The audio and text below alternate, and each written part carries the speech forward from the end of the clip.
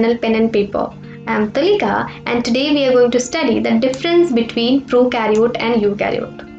तो बच्चे अगर मैं आपको समराइज वे में बताऊँ ना तो आज ना हम लोग बैक्टीरिया के सेल को और हमारे अंदर जो सेल्स हैं हमारी जो बॉडी सेल्स की बनी है उन दोनों के सेल्स के बीच के डिफरेंस को पढ़ने वाले हैं। हम दोनों के सेल्स में क्या अंतर है आज हम वही जानने वाले हैं।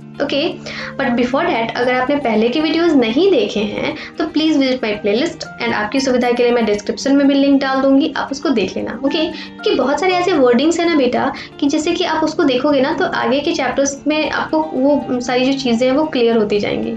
बेटा, सो लेट्स गेट स्टार्टेड। बेटा, डिफरेंस स्टडी करने से पहले एक छोटा सा ये टॉपिक है, इसको कवर करते हैं।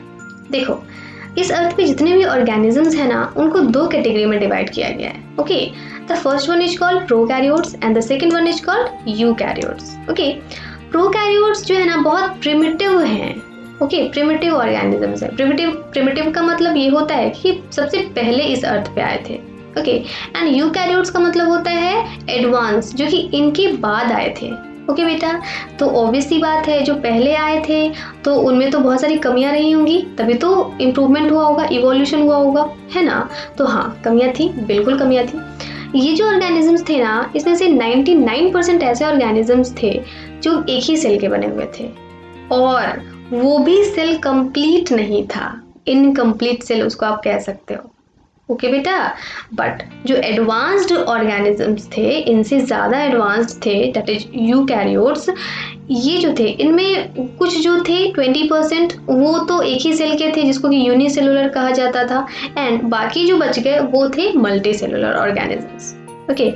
बट इसका यूनिसेलुलर और इसका यूनिसेलुलर दोनों में फ़र्क था बेटा। अगर हम बोले कि unicellular prokaryote and unicellular eukaryote में क्या फ़र्क है? अगर यूनिसेलुलर प्रोकैरियोट बोल रहे हैं मतलब सेल तो एक ही ऑर्गेनिज्म में बट वो भी कंप्लीट नहीं है। बट अगर हम यूनिसेलुलर यूकैरियोट बोल रहे हैं मतलब कि सेल तो एक ही है बट वो कंप्लीट है। बेटा, एंड मल्टीसेलुलर की तो बात ही छोड़ दो। मल्टीसेलुलर तो आपको पता ही है, प्लांट्स एनिमल्स जो कि ऑब्वियसली नेकेड आई से दिखाई देते हैं। अब आइए एग्जाम्पल्स पे आते हैं। प्रोकैरियोट्स यानी कि यूनिसेलुलर प्रोकैरियोट्स का एग्जाम्पल है बैक्टीरिया। बेटा, एंड अगर हम यूनिसेलुलर यूकैरियोट की बात करेंगे, अच्छा यूनिसेलुलर को ना ए सेलुलर भी कह सकते हो। तो यहाँ आ जाएगा अमीबा, पैरामीशियम, यूग्लेना, जो कि आपको डाइवर्सिटी वाले चैप्टर में बहुत बढ़िया से पढ़ना है। फाइन बेटा, एंड मल्टीसेलुलर, अगर हम लोग मल्टीसेलुलर यूकैरियोट की बात करेंगे तो ऑब्वियस सी बात है प्लांट्स एनिमल्स तो बहुत सारे जो कि आपको नेकेड आई से दिखाई देते हैं। बेटा, नाउ अब पॉइंट ये है कि इसका जो सेल है यानी कि प्रोकैरियोट ऑर्गेनिज्म का जो सेल है, बैक्टीरिया का जो सेल है, और यूकैरियोटिक ऑर्गेनिज्म का जो सेल है, इनके सेल में कुछ तो फर्क होगा क्योंकि ये तो प्रिमिटिव है और ये एडवांस है, तो कुछ तो फर्क होगा, है ना। तो वो फर्क क्या है ना हम लोगों को इस चैप्टर में वही स्टडी करना है। बेटा, ये दो डायग्राम को देखो। यहाँ पे ये यूकैरियोटिक सेल है और ये प्रोकैरियोटिक सेल है। प्रोकैरियोटिक सेल का मतलब बैक्टीरिया, क्योंकि प्रोकैरियोट्स ना बैक्टीरिया ही होते हैं, बैक्टीरिया के अलावा और कोई नहीं होता। अब देखो, ये जो सेल है ना इसमें आपको कहीं भी न्यूक्लियस दिख रहा है क्या? अच्छे खासे तरीके से नहीं दिख रहा है। आपको कहीं माइटोकॉन्ड्रिया दिख रहा है क्या? नहीं दिख रहा है। आपको कहीं गोल्गी एपरेटस दिख रहा है क्या? नहीं दिख रहा है। होते सब हैं पर इनकम्प्लीट वे में होते हैं, बिखरे पड़े होते हैं। किसी का कहीं कोई कहीं पे भी हो सकता है, किसी भी तरीके का हो सकता है, ना। बट यूकैरियोटिक में आपको सब कुछ अरेंज्ड फॉर्म में दिख रहा है। देखो, ये पहचान सकते हो आप देख करके ये गोल्गी एपरेटस है, इसको पहचान सकते हो कि ये माइटोकॉन्ड्रिया है, ये माइटोकॉन्ड्रिया है। आप इसको देख करके पहचान सकते हो कि ये न्यूक्लियस है, इसको देख के पहचान सकते हो कि ये एंडोप्लाज्मिक रेटिकुलम है। इसमें देखो सेल मेम्ब्रेन भी बढ़िया तरीके से इनक्लोज्ड है।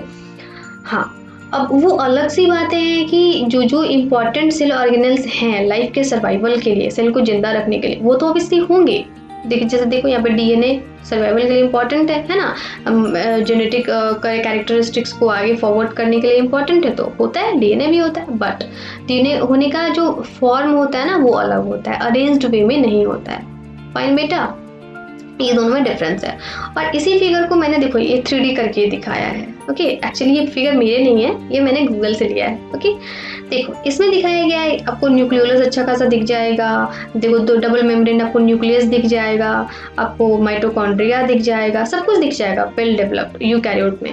बट अगर प्रोकैरियोट की बात करेंगे तो इसमें हमको सिर्फ सेल मेम्ब्रेन ही अच्छे खासे तरीके से दिखता है और सेल वॉल दिख सकता है। ओके बाकी सब जो है देखो इसमें न्यूक्लियस भी नहीं होता है, इसमें न्यूक्लियोइड होता है, जो कि मैं भी जस्ट पढ़ाने वाली हूँ आपको। ओके तो सारे के सारे जो ऑर्गेनल्स हैं ना बिखरे पड़े होते हैं, जस्ट ऐसे ही अंडर डेवलप्ड होते हैं। ओके बेटा नाउ आपको तो बहुत सारी बातें क्लियर हो गई होंगी। अब थोड़ी सी बातें यहाँ पे लिखी हुई हैं, इसको भी मैं आपको बता देती हूँ। देखो पहला डिफरेंस तो ये है कि साइज बहुत ज़्यादा छोटा होता है, दैट इज 0.1 से लेकर के सिर्फ 5 माइक्रोमीटर तक होता है। ओके इसलिए तो नेकेड आई से नहीं दिखता है बैक्टीरिया, है ना। बट यूकैरियोटिक सेल में देखो छोटा भी हो सकता है यूकैरियोटिक सेल एंड बड़ा भी हो सकता है। छोटा में 5 माइक्रोमीटर और बड़ा में 100 माइक्रोमीटर। जैसे कि नर्व सेल कितना बड़ा होता है आपको तो पता है ना। Okay and the second point is true nucleus is absent, जिसकी बात मैंने अभी जस्ट की थी कि न्यूक्लियस ट्रू न्यूक्लियस जो इसमें एब्सेंट होता है। ओके न्यूक्लियोलस भी नहीं होता है, न्यूक्लियर मेम्ब्रेन भी नहीं होता है, कुछ भी नहीं होता है। ओके तो जो अंडर डेवलप्ड जो न्यूक्लियस होता है उसको हम लोग क्या बोल देते हैं, न्यूक्लियोइड बोल देते हैं। ओके एंड क्रोमोसोम भी जस्ट एक ही होता है, जैसे कि हमने अभी डीएनए देखा था। ओके बट यूकैरियोटिक में तो आपको पता है कि सब कुछ होता है, न्यूक्लियर मेम्ब्रेन भी होता है, न्यूक्लियोलस भी होता है, सब कुछ होता है। Okay now the third point is ज़्यादातर प्रोकैरियोट जो मैंने कहा था 90% प्रोकैरियोट जो होते हैं वो यूनिसेलुलर होते हैं, बट एक्सेप्शन तो हर जगह होते हैं। तो यहाँ पे भी कुछ ऐसे साइनोबैक्टीरिया होते हैं जो कि मल्टीसेलुलर भी हो सकते हैं। ओके बेटा बट अगर हम यूकैरियोटिक की बात करेंगे तो मोस्टली मल्टीसेलुलर होते हैं, बट इसमें भी थोड़े से ऑर्गेनिजम्स ऐसे होते हैं जो कि यूनिसेलुलर होते हैं, जैसे कि अमीबा, पैरामीशियम, यूग्लेना, है ना, उनको प्रोटोजोन्स कहते हैं। ओके उनका एक ग्रुप है उसको प्रोटोजोन्स कहते हैं। प्रोटिस्टा भी कह सकते हो, देखो यहाँ पे प्रोटिस्टा लिखा हुआ है। हम लोग ये सब पढ़ेंगे, डाइवर्सिटी वाले चैप्टर में पढ़ेंगे। ओके बेटा यानी कि इसमें बहुत कम ऐसे ऑर्गेनिजम्स हैं जो कि मल्टीसेलुलर होते हैं। ओके बट इसमें मैक्सिमम ऑर्गेनिजम्स मल्टीसेलुलर होते हैं। फाइन बेटा नाउ और देखो इसमें membrane bound cell organelles absent होते हैं। अब ऑब्वियस सी बात है जो सबसे इम्पॉर्टेंट ऑर्गेनेल था दैट इज न्यूक्लियस, अगर उसी के पास मेम्ब्रेन नहीं है तो बाकी सेल ऑर्गेनेल के पास कैसे हो सकते हैं मेम्ब्रेन, है ना। बट यूकैरियोटिक में क्या है भाई, तो सेल ऑर्गेनेल्स के पास मेम्ब्रेन अच्छी खासी होती है, प्रेजेंट होते हैं। ओके बेटा नाउ मैंने एग्जाम्पल तो आपको ऑलरेडी बता रखा है, इसका एग्जाम्पल बैक्टीरिया है।